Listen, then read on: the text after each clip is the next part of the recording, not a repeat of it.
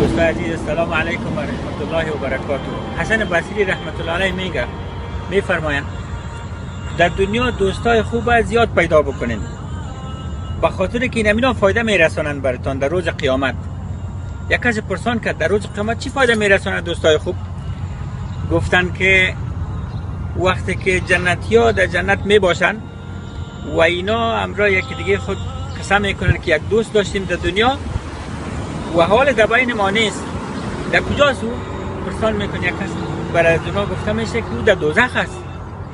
اینا دعا میکنن، میگن یا الله ما یک دوست داشتیم در دنیا، بسیار محبت میکردیم امرایش و او در اینجا امرای ما نیست، این من لذت جنت برای ما تکمیل نمیشه بدون از او.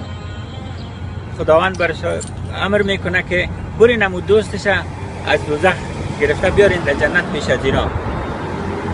وقتی که میره دوست از اینا را میخواد دوزخ بیاره، دوزخی ها تعجب میکنن که به سبب روزه از اینجا نجات پیدا کرد، یا تهجد یاد میخوان، یا کدام شهیدی را شفاعت کرد، پدرش شهید بود، برادرش شهید بود، یا ملائکه یا انبیاء ای را شفاعت کردن.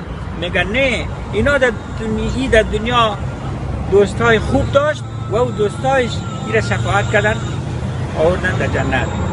و در اینمی وقت دوزخی ها باز حسرت میخورن که کاش که ما در دنیا دوستای خوب اختیار میکردیم.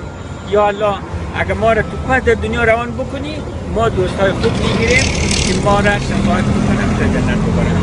السلام علیکم و رحمت الله و برکاته.